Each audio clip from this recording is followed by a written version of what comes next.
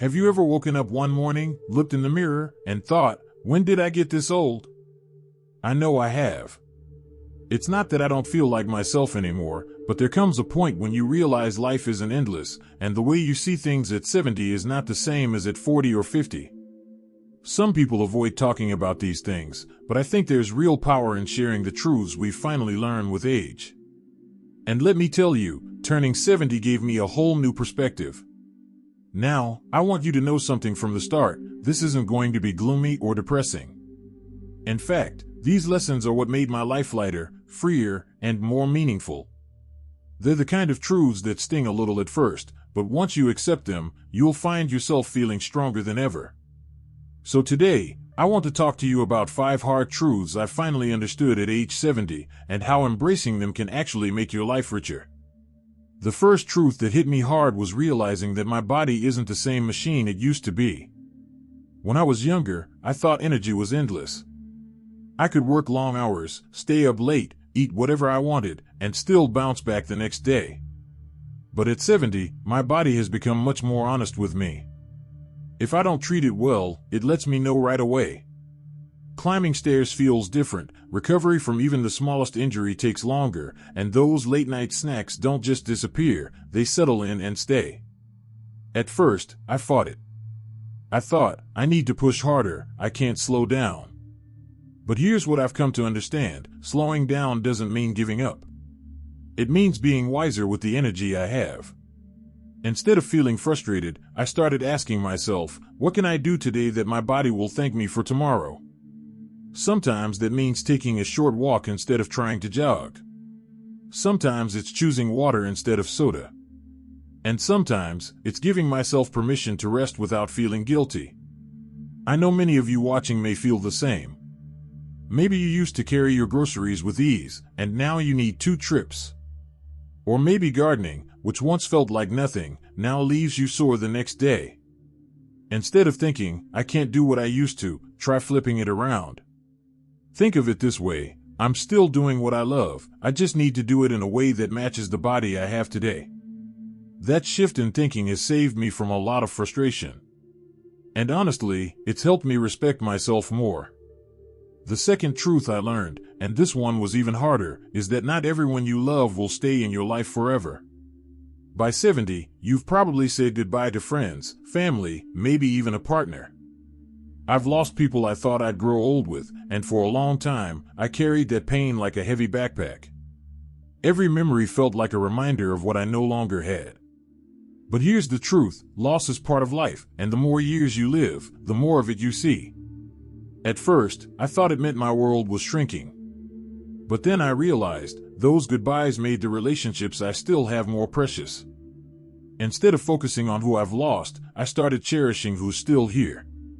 The neighbor who checks in on me, the old friend I call every Sunday, my children and grandchildren when they drop by, those connections mean more now than they ever did before. I also began to notice something else: even though people leave, their impact doesn't. My father's advice still guides me. My best friend's laughter still echoes in my head whenever I tell a joke.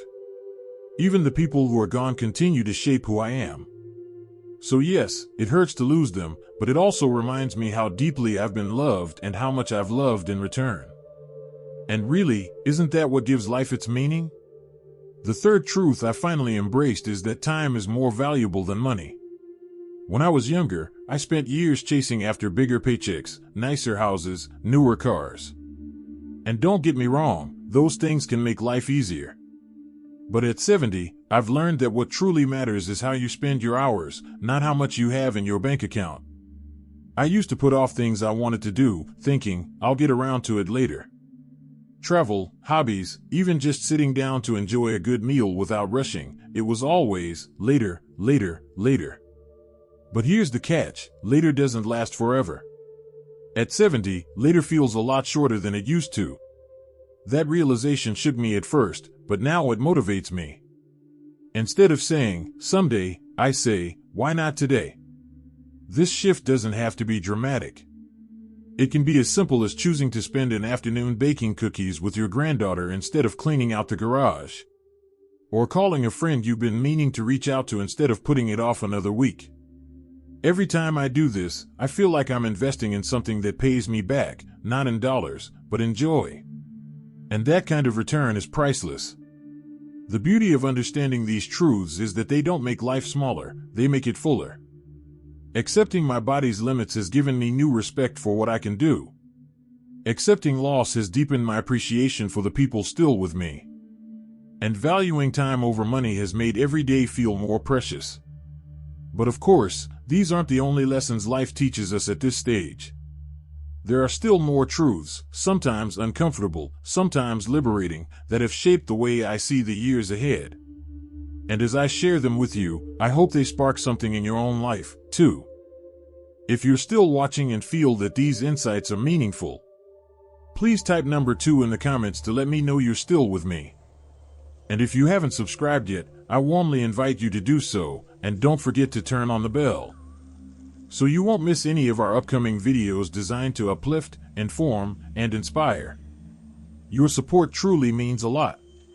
It's what keeps us going and allows us to continue sharing thoughtful, helpful content just for you. Now, let's continue this journey together. One of the hardest truths that sank in for me, somewhere between my late 60s and 70s, is that nobody is coming to rescue you. When we're younger, we often think someone else will fix things for us. A doctor will have the answer to every ache, our children will be there whenever we need them, a partner will fill every empty space. But as time goes on, you realize that much of life rests on your own shoulders. For a while, that thought scared me. I wondered, what if I can't handle it? What if I'm not strong enough? But here's what surprised me. The moment I accepted that my independence matters more than my dependence, I felt stronger. It wasn't about rejecting help, it was about recognizing that I can't wait for someone else to take responsibility for my happiness or health.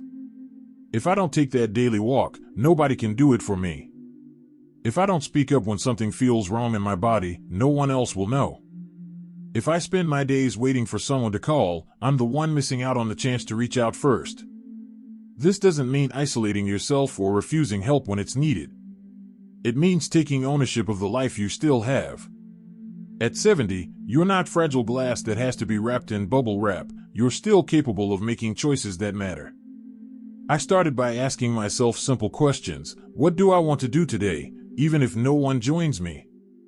What can I do to keep myself sharp and strong? What brings me peace, and how can I make more time for it?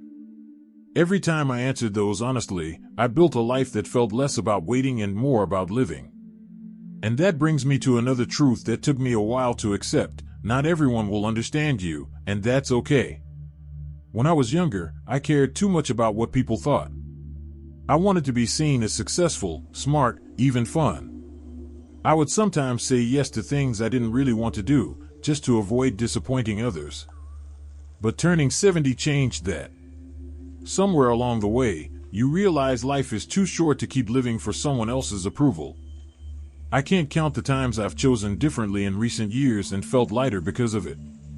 Maybe I don't go to every family gathering if I know it'll exhaust me.